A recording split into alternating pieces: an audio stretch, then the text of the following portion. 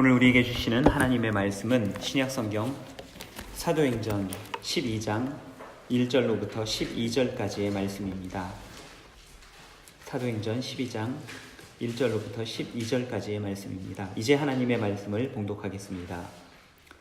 그때 헤롯 왕이 손을 들어 교회 중에서 몇 사람을 해하려 하여 요한의 형제 야고보를 칼로 죽이니 유대인들이 이 일을 기뻐하는 것을 보고 베드로도 잡으려 할새 때는 무교절 기간이라 잡음에 옥에 가두어 군인 내식인 내패에 막혀 지키고 유월절 후에 백성 앞에 끌어내고자 하더라.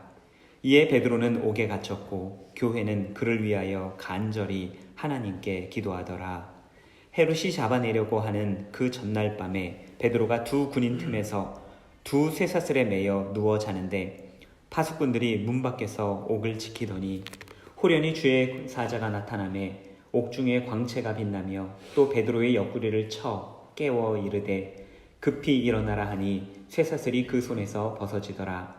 천사가 이르되 띠를 띠고 신을 신으라 하거늘 베드로가 그대로 하니 천사가 또 이르되 겉옷을 입고 따라오라 한데 베드로가 나와서 따라갈새 천사가 하는 것이 생시인 줄 알지 못하고 환상을 보는가 하니라.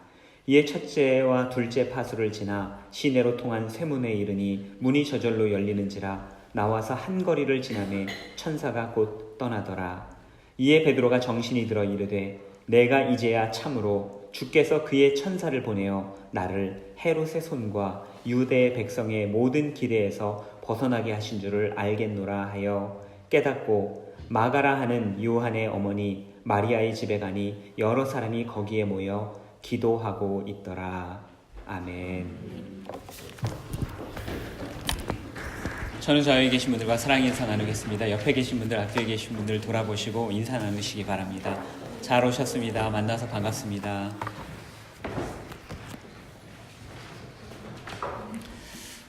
오늘 성경 본문에는 헤롯이라고 하는 익숙한 이름의 왕이 등장합니다. 성경에는 헤롯이라는 이름이 참 많이 등장하죠. 그 헤롯이 다 똑같은 사람은 아니라는 것은 잘 알고 계실 것입니다. 성경에 등장하는 헤롯은 모두가 헤롯 가문에 속한 사람들입니다. 그런데 성경 본문을 읽다 보면 헤롯이라고만 기록을 하다 보니까 그게 누가 누구인지 정확하게 구별하기가 쉽지 않습니다. 흔히 헤롯 하면 우리는 왕을 연상합니다. 대번에 헤롯은 그냥 왕 생각을 하는 경향이 있는데 성경에 등장하는 다수의 헤롯은 왕이 아니라 분봉왕입니다. 이 분봉왕이라고 하는 것은 왕이라기보다는 오히려 옛날 영주에 가까운 그러한 위치에 있던 사람들이었습니다. 헤롯 가문에는 단 2명의 진정한 왕이 있었습니다. 그중 하나가 아기 예수를 죽이려고 했었던 헤롯 대왕입니다. 그리고 또 다른 하나가 오늘 본문에 등장하는 헤롯 아그리빠 1세입니다. 헤롯 아그리빠 1세는 어려서 로마로 건너갔습니다. 거기서 사귄 친구가 있는데 이 친구의 이름이 갈리큘라입니다. 아마도 많이 들어보신 이름일 것입니다.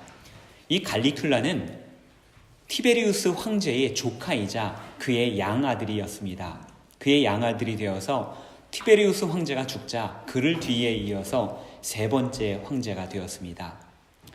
친구가 황제가 되자 이 헤롯 아그리빠 1세는 자신의 고향인 팔레스타인의 왕으로 임명되어 오게 되었습니다. 처음에는 갈릴리와 사마리아 지역만 통치를 했었는데 나중에는 점차 자리를 넓혀서 당시 로마 총독이 다스리고 있었던 유대 지방까지도 다스리게 되었습니다.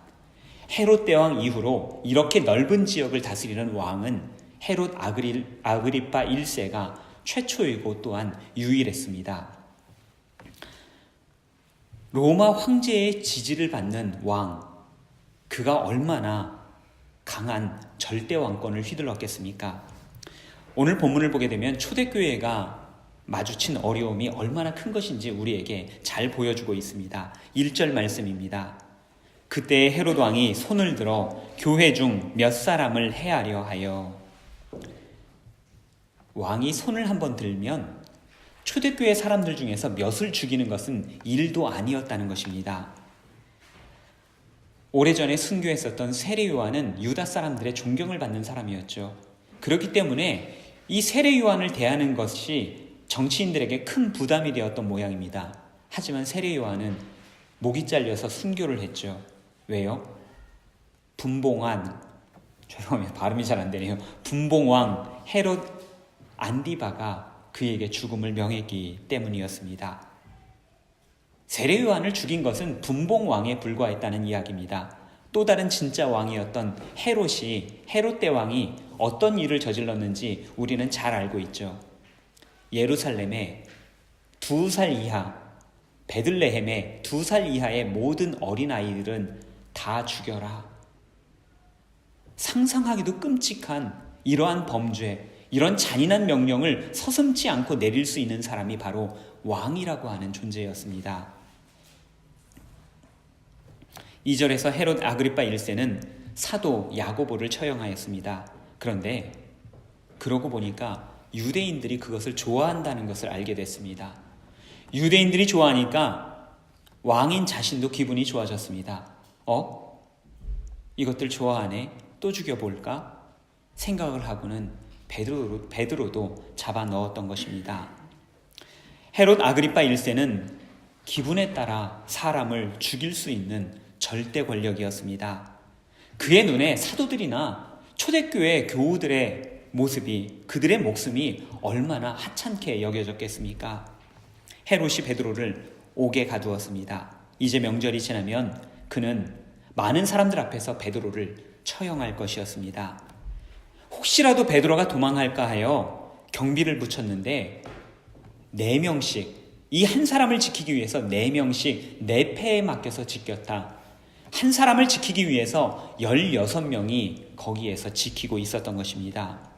통상적으로 하나만 사용해도 되는 쇠사슬을 2개나 그에게 채웠고요.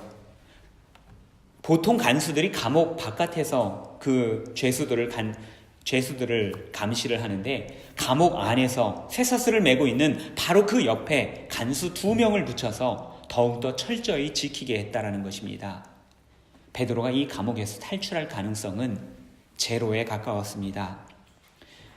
헤롯 가문의 2번째 왕, 이 헤롯 아그리파 1세는 베드로가 상대하기에는 너무나도 버거운 두려운 존재였습니다. 베드로는 유다를 중심으로 활동을 했었죠. 그렇기 때문에 그가 로마 황제를 만날 일은 없었을 것입니다. 그렇다면 이 헤롯 아그리파 1세는 베드로가 만날 수 있는 사람들 중에서 가장 두려운 존재, 가장 막강한 존재였습니다. 요즘 청소년들이 하는 말로는 끝판왕이라고 하죠. 끝판왕이 뭔지 아십니까? 게임을 하다 보면 게임 한 스테이지가 끝날 때 뭔가 큰 적이 나타나는데 여일이는 잘 알고 있는 것 같아요. 큰 적이 나타나는데 이걸 이기면 또 다음 판이 시작되고 그렇게 끝까지 가다가 맨 마지막에 나오는 최종 보스, 가장 센, 이걸 넘어야지만이 이 모든 경기를 이기게 되는, 그게 끝판왕입니다. 베드로가 살아남기 위해서는 어떤 방법으로든 끝판왕과 직면해야만 했습니다. 최근 미투 운동 과정에서 새삼 주목받게 된 단어가 있습니다. 위력이라고 하는 단어입니다. 한 정치인이 받은 법원 판결문에 다음과 같이 기록이 되었습니다. 위력은 있으나 위력 행사는 아니다. 세간을 시끄럽게 했었던 이 판결문에 동의를 한 사람들은 많지 않았을 것입니다. 문장 자체가 말이 되지 않았기 때문입니다. 한자어 위력은, 이 위력이라는 말에서 위자는 위험 혹은 두려움을 나타내는 단어입니다. 위력이라는 말은 두려움을 주는 힘이라는 뜻이죠. 국립국어원 표준국어사전에서는 이를 상대를 압도할 만큼 강력함 또는 그러한 힘이라고 정의를 하였습니다. 가만히 있어도 오금저리게 하는 것이 위력이라는 것입니다. 그래서 위력이라는 것은 굳이 행사하는 것이 아닙니다. 위력은 존재 자체로서 행사되기 때문입니다. 본문의 헤롯은 위력을 나타내는 존재였습니다. 오늘 우리에게도, 저나 여러분의 삶에서도 위력을 나타내는 존재들이 있습니다. 저와 여러분들도 우리의 삶 속에서 우리만의 헤롯을 직면하면서 살고 있습니다. 그렇다면 여러분의 삶에 위력을 행사하는 사람은 누구입니까? 여러분들이 마주하기 가장 어려운 사람, 혹은 만날 때에 여러분들에게 가장 부담감을 주는 사람은 누구입니까? 지금 여러분들의 관심과 에너지를 가장 많이 빼앗아 가는 사람은 과연 누구입니까? 직장 상사입니까? 논문을 지도하시는 지도 교수님이십니까? 사업상 만나게 되는 고객들입니까? 과연 여러분들을 오금저리게 하거나 두렵게 하는 존재는 과연 누구입니까? 혹시 여러분의 아내입니까? 혹은 남편이십니까? 여러분들의 자녀 때문에 항상 마음이 쓰이고 자녀를 위한 일이라면 뭐든지 앞장서야만 하는, 그러십니까? 사람이 아니라면 여러분들이 성공적으로 마무리해야 되는 프로젝트가 여러분들에게 위력을 행사하고 있습니까? 작성하고 있는 논문입니까? 시험이 지금 여러분의 삶에 위력을 행사하고 있습니까? 혹은, 죄송합니다. 제가 연애 이야기를 써놨는데 여기서는 연애하실 분이 안 계실 것 같아서 한소망교회는 연애하는 청년들이 좀 있어가지고 제가 이걸 써놨는데, 연애가 여러분들에게 위력을 행사하시냐라고 써놨는데 지금 읽다가 보니까 여기서는 그걸 얘기할 필요가 없을 것 같습니다. 죄송합니다. 오늘 헤롯 앞에 베드로처럼 있습니까? 예, 죄송합니다. 연애가 여러분들에게 위력을 행사할 수도 있습니다. 그것이 여러분들에게 고민이 될 수도 있고 또 여러분들의 삶의 에너지를 가장 많이 빼앗아 갈 수도 있습니다. 오늘 헤롯 앞에 베드로처럼 사람들은 누구나 자기 인생에 있어서, 각자의 인생에 있어서 버거운 상대들을 앞에 두고 살아갑니다. 그것은 단지 위협적인 힘만은 아닐 것입니다. 때로는 그것이 치명적인 유혹의 형태로도 다가올 수 있습니다. 세상의 강한 힘들이 우리를 압박할 때에, 혹은 강한 유혹이 다가올 때에 우리에게는 두 가지 선택권이 주어집니다. 하나는 폭군을 향하여 유순하게 따르고 또한 맹목적으로 알랑거리는 것입니다.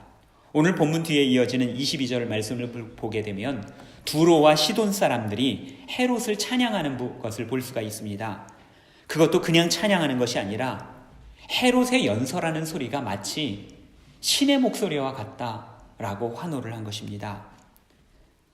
한낱 인간의 목소리가 어찌 신의 목소리와 같을 수가 있겠습니까?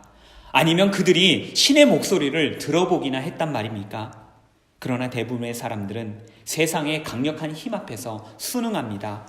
잘 보이려고 노력합니다. 심지어 두로와 시돈 사람처럼 아양을 떨기도 합니다. 우리에게는 또 하나의 선택이 주어집니다. 참 하나님 외에 다른 신들 앞에 절하는 것을 완강히 거절하는 것입니다. 이것이 오늘 본문의 교회와 베드로가 우리에게 보여준 반응입니다. 교회는 헤롯의 권세에 대항하여 행동에 들어갑니다. 그 말씀이 5절에 등장합니다. 이에 베드로는 옥에 갇혔고 교회는 그를 위하여 간절히 하나님께 기도하더라. 위력 앞에 순응하지 않고 교회는 오히려 하나님 앞에 무릎 꿇는 것을 선택하였습니다.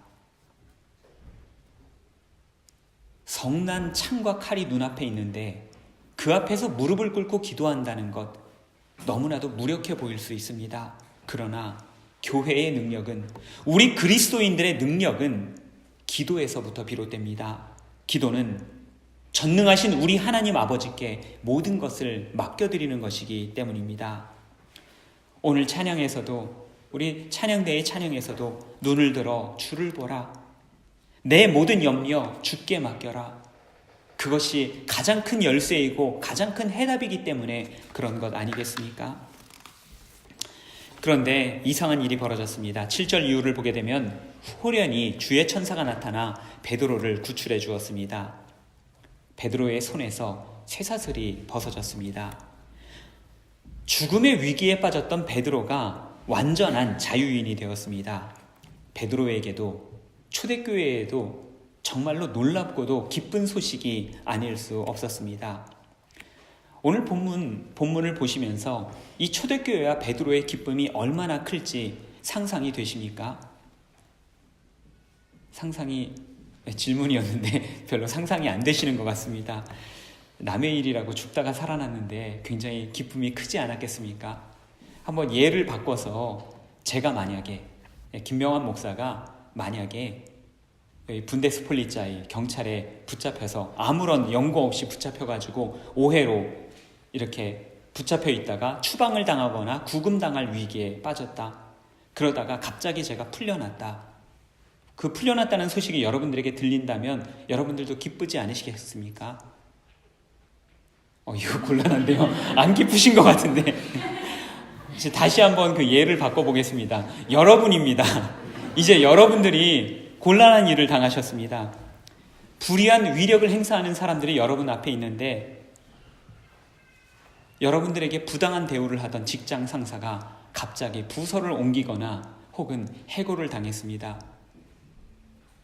여러분들에게 논문을 지도하는데 그 지도하는 사람 옆에서 연구원이 괜히 깐죽거리고 내 논문에 트집 잡고 그러던 사람이 갑자기 다른 연구소로 전근을 가게 되었습니다. 혹은 불가능할 것처럼 보였던 시험에 기적적으로 합격을 하였습니다. 베드로가 느꼈을 기쁨, 교회가 느꼈을 기쁨, 그런 것들이 여러분들에게 조금이나마 느껴지십니까? 정말 놀라운 일이 벌어졌습니다. 그런데 더욱더 놀라운 것은 베드로의 반응이었습니다. 베드로는 천사가 구해준 것이 꿈인지 현실인지 구별도 제대로 하지 못하는 상태였습니다. 어쩌면 그의 반응은 별로 대수롭지 않다라는 그러한 반응이었습니다. 베드로의 상황을 다시 한번 잘 생각해 보시기를 바랍니다. 베드로는 죽음을 앞두고 있었습니다. 그의 동료 야고보도 이미 죽임을 당했습니다. 베드로가 야고보는 죽었지만 나는 살아날 거야, 나는 살아날 수 있을 거야, 그렇게 했겠습니까? 결코 그렇지 않았을 것입니다. 베드로도 자신이 곧 죽을 것이라고 생각했을 것입니다. 한편 베드로가 붙잡혀 있었던 기간은 무교절이라고 기록을 하고 있죠. 이 무교절하고 연관된 절기가 유월절입니다. 무교절은 7일 동안의 절기인데 무교절 첫째 날이 바로 유월절입니다. 그래서 무교절은 이 유월절을 포함해서 7일 동안 지켜내게 됩니다. 유월절 하면 떠오르는 일이 있죠. 우리 주님께서 잡혀서 돌아가신 날이 바로 유월절이었습니다. 해마다 유월절이 되면 모든 그리스도인들은 우리 주님의 돌아가심과 고난에 대해서 묵상하고 생각하게 됩니다. 베드로는 주님께서 잡혀 돌아가셨던 바로 그 절기에 자신 역시도 죽음을 눈앞에 두고 있었던 것입니다.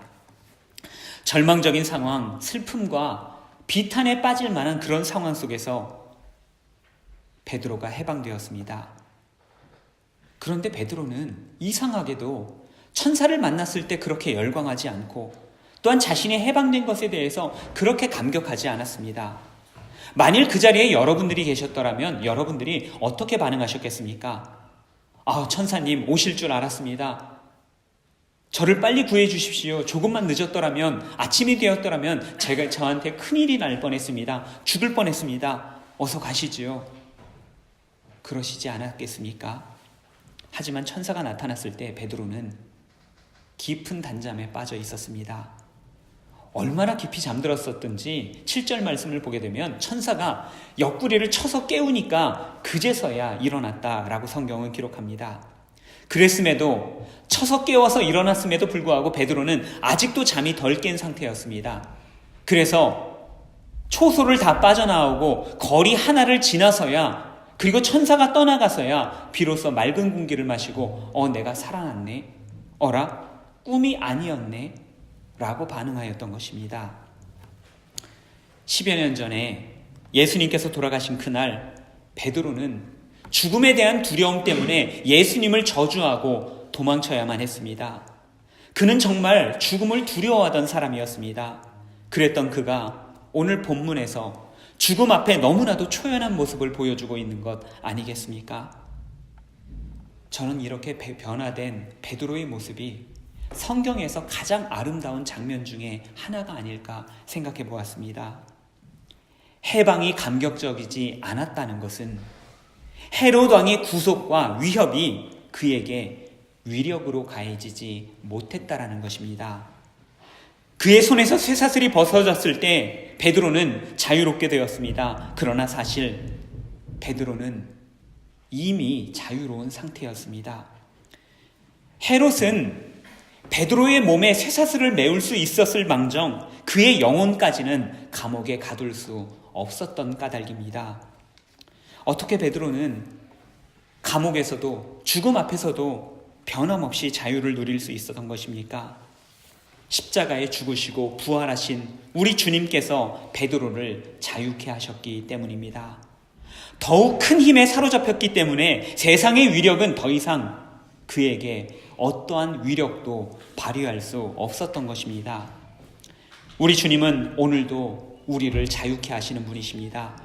진리를 알지니 진리가 너희를 자유케 하리라 우리 주님께서는 말씀하셨습니다. 영락교회를 담임하셨고 현재는 모세골이라고 하는 영성수련단체를 이끌고 계시는 이명수 목사님, 아마 저희 교회에서도 오래전에 와서 설교를 해주셨고 또한 스위스에도 한참 계셨던 이 이명수 목사님께서 어떤 인터뷰에서 이런 이야기를 하셨습니다. 왜 당신은 기독교를 믿습니까? 왜 예수님을 믿습니까? 라고 하는 질문에 이분이 이렇게 대답을 했습니다. 자유케 되기 위함입니다. 저는 이 대답에 깜짝 놀랐습니다.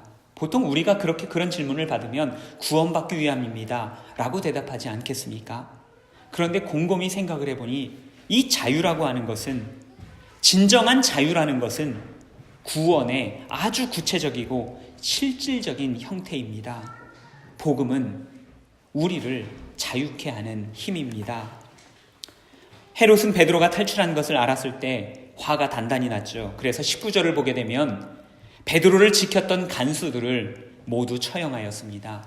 순식간에 수십 명이나 되는 사람들의 목숨을 빼앗아가는 사람, 바로 왕이라고 하는 두려운 존재였습니다. 그러나 그는 결코 베드로를 죽일 수 없었습니다. 아니, 베드로를 죽여도 헤롯은 결코 그에 대해서 승리할 수 없었습니다. 죽으시고 부활하신 예수님을 주님으로 모시고 있었던 베드로는 더 이상 세상의 삶과 죽음에 얽매이지 않았기 때문입니다. 헤롯이 졌습니다. 한낱 어부 출신인 베드로가 절대군주 헤롯을 이겼던 것입니다.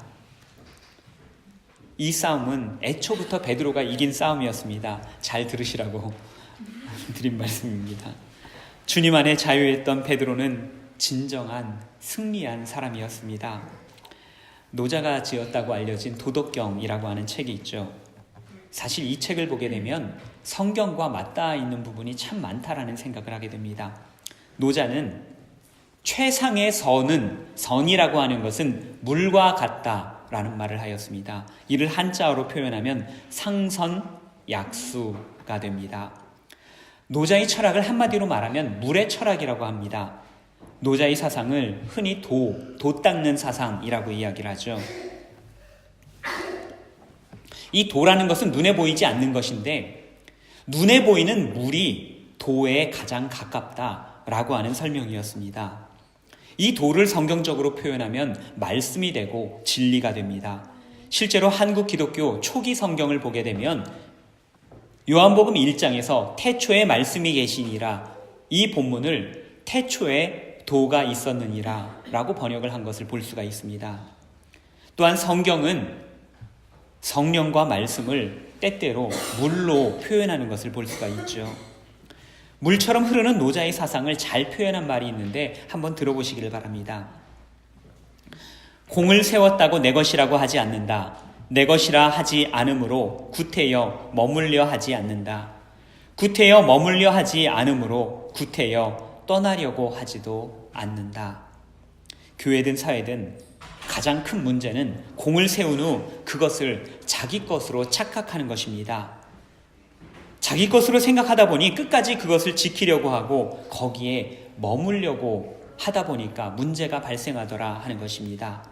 마틴 루터가 그토록 힘겹게 싸웠던 대상은 카톨릭이 아니라 실은 공덕사상이라고 하는 것이었습니다. 공덕사상을 물리치려다 보니까 오히려 그것이 카톨릭을 대적하게 되고 종교개혁이 이루어지게 되었던 것입니다. 노자가 훌륭했던 것은 공을 세웠다고 그것을 자기 것이라고 하지 않았던 것이고 거기에 머무르려 하지 않았다는 것입니다. 동시에 공 세우는 일을 하찮은 일로 여기지도 않았습니다. 최선을 다해 공을 세우려고 했습니다. 하지만 그것에 머물러 있지 않았습니다. 한 목사님께서 노자의 사상을 돈과 재물로 치환해서 이렇게 설명한 적이 있었습니다. 돈을 많이 벌어 부자가 되었다고 그것을 다 내 것이라고 하지 않는다. 내 것이라 하지 않으므로 구태여 부함에 머물러 하지 않는다. 구태여 부함에 머물려고도 하지 않지만 그렇다고 해서 구태여 떠나려고 하지도 않는다. 구태여 가난해지려고 하지도 않는다. 모든 것들을 여기에 치환해서 대입해 볼 수도 있다는 것입니다. 시험에 직장에 합격했다고 다 내 것이라고 하지 않는다. 힘과 재능을 가졌다고 다 내 것이라고 나를 위해 사용하려고 하지 않는다. 구태여 집착하려 하지도 않고 구태여 버리려 하지도 않는다. 우리의 위치이던 자리이던 우리의 생명이던 재물이던 그 어떤 것도 치환해 넣을 수 있습니다. 이것은 도덕경의 이야기가 사실은 아닙니다. 마리아는 주님을 그 태에 가졌을 때 빈부귀천이 하나님께 달려있다 노래하지 않았습니까? 바울은 모든 환경에서도 자족을 배웠다라고 하였고 또한 성령과 함께 흐르듯 이 모든 것을 하나님께 맡겨드리는 법을 그들은 배웠음을 노래하였습니다. 지난 몇 주간 동안 불교 조계종의 사태를 잘 보셨을 것입니다. 스님들을 우리말로 중이라고 부르죠. 이 중이라고 하는 말은 낮춰 부르는 말이 아닙니다. 그래서 사실은 이 승이라고 하는 말을 스님이라고 하면 높여 부르는 것처럼 생각되고 중이라고 하면 이렇게 깎아내리는 것처럼 생각하는데 실은 그렇지가 않습니다. 이 중이라고 하는 말은 중생, 우리 모든 사람들을 중생이라고 하죠. 중생에서 생을 버린 사람들, 그래서 더 이상 생에 얽매이지 않는 사람들, 이런 사람들을 중이라고 부르는 것입니다. 중생에서 생을 버렸다. 얽매이지 않는다. 그러나 뉴스를 통해서 보게 되는 그들은 여전히 생에 얽매인 사람들입니다. 권력에 얽매이고 돈에 얽매여 있는 사람들 아니었습니까? 중이 아니라 그저 똑같은 중생이었을 따름입니다. 세상에는 이렇게 얽매여 있는 사람들이 너무나도 많습니다. 눈에 보이지 않는 쇠사슬에 얽매여 살아가고 있는 사람들이 너무나도 많습니다. 돈과 재물, 힘과 권력이라고 하는 세상의 해롯 앞에 굴복하며 살아가고 있는 것입니다. 오늘 저와 여러분을 얽매고 있는 것은 과연 무엇입니까? 강물같이 흐르는 성령님의 의지하면서 덜어내고 흘려버려야 할 것은 과연 무엇입니까? 혹시 우리의 고집, 우리의 주장, 우리의 욕심이 성령님보다 하나님의 말씀보다 앞서가지는 않습니까? 흘려버리셔야 합니다. 얽매이지 않고 흘려버리셔야 합니다. 세상의 위력에 굴복하지 않고 오직 하나님 앞에만 무릎 꿇는 여러분 되시기를 바랍니다. 기도하는 저와 여러분 되시기를 바랍니다. 신앙생활을 하다 보면 우리가 승리하세요 라고 하는 말을 곧장 하기도 하고 듣기도 합니다. 승리가 무엇입니까? 예수님을 믿다 보면 병든 것이 낫고 옥문이 열리고 초고속으로 승진하며 최고의 학점을 받는 것, 이것이 승리하는 것입니까? 어떤 사람들은 그렇게 말하곤 합니다. 예수님을 믿으면 성공할 수 있다. 병을 나을 것이다. 하지만 실제로 그렇지 않습니다. 진정한 믿음이 있어도 승진해서 떨어질 수가 있고 가난하게 살 수도 있으며 병들어 아플 수도 있습니다. 베드로보다 먼저 죽은 야고보는 믿음이 없어서 그런 것입니까? 그렇다면 야고보는 패배자입니까? 그렇지 않습니다. 야고보 역시 승리자였습니다. 그랬기 때문에 베드로 역시도 그 승리자의 뒤를 이어서 죽음 앞에서도 초연하게 담대하게 이겨낼 수 있었던 것입니다. 진정한 승리란 자유케 되는 것입니다. 세상의 속박을 초월하는 것입니다. 세상의 힘과 권세로부터 의연해지는 것이 바로 승리입니다. 자유케 되는 것입니다. 지금 인생의 수많은 어려운 난관들 앞에 서 계신 분 계십니까? 기독교인으로서 새 속에 물들어가는 이 세상에 내가 어떻게 살아가야 될지 고민되시는 분들 계십니까? 그러나 두려워하지 마십시오. 겁내지 마십시오. 그리고 자유하십시오. 이미 승리가 여러분 안에 있습니다. 여러분은 예수 그리스도 안에서 자유한 분들이십니다. 죽음조차도 여러분을 침범하지 못한다라고 오늘 성경은 우리에게 말씀하고 있습니다. 복음으로 자유한 사람들만이 누리는 진정한 승리는 바로 이것, 죽음을 뛰어넘는 승리입니다. 베드로에게서 쇠사슬이 벗어졌습니다. 11절에서 그는 자신이 해방된 것을 보고 이렇게 말하였습니다. 주께서 그의 천사를 보내어 나를 헤롯의 손과 유대 백성의 모든 기대에서 벗어나게 하신 줄을 알겠노라. 여기서 벗어나게 하셨다라고 하는 말을 사용하는데, 이 벗어나게 하셨다라고 하는 말은 구원하셨다라고 하는 뜻입니다. 사도행전 7장 54절에 보게 되면 출애굽 사건에 대해서 스데반이 설교할 때 이스라엘 백성들이 애굽에서부터 구원받았다, 소테리아라고 하는 단어가 여기에서도 똑같이 사용된 것입니다. 베드로는 유월절이 끝나갈 무렵 새로운 유월절을 경험하였습니다. 그의 마음속에 있었던 내적인 자유와 승리가 실체화되었습니다. 이미 가슴에서부터 승리는 했었는데 그것이 베드로의 삶 속에서 옥에서 나와서 자유자가 되는 것으로서 실체화, 현실에서 이루어졌다라는 이야기입니다. 세상에서 승리를 기대하면서 그렇게 생각하고 예수님을 따랐던 것이 아닌데 우리 안에 부활하신 주님을 모시고 살아가더니 그랬더니 삶은 저절로 따라오더라. 세상에서의 승리는 저절로 따라오더라 하는 것입니다. 이 승리의 삶이 저와 여러분들의 삶 속에 가득하기를 간절히 바랍니다. 세상의 그 어떤 쇠사슬도 그리스도 안에 있는 성도들을 묶어둘 수 없습니다. 예수님께서 우리를 자유케 하셨기 때문입니다. 오늘 예수님께서는 저와 여러분을 초대하고 계십니다. 세상의 수많은 속박으로부터 자유하지 못한 사람들을 초대하고 계십니다. 세상의 힘 앞에서 두려워하지 말라고 담대하라고 말씀하십니다. 우리 마음을 옥죄는 쇠사슬을 풀고 승리자, 자유자로서 살아가라. 우리 주님께서는 말씀하고 계십니다. 오직 주님께만 매이고 하나님께만 무릎 꿇음으로 베드로가 누린 승리, 베드로가 누린 자유를 함께 누릴 수 있는 이 자리에 모든 교우님들 되시기를 간절히 바랍니다. 기도하겠습니다.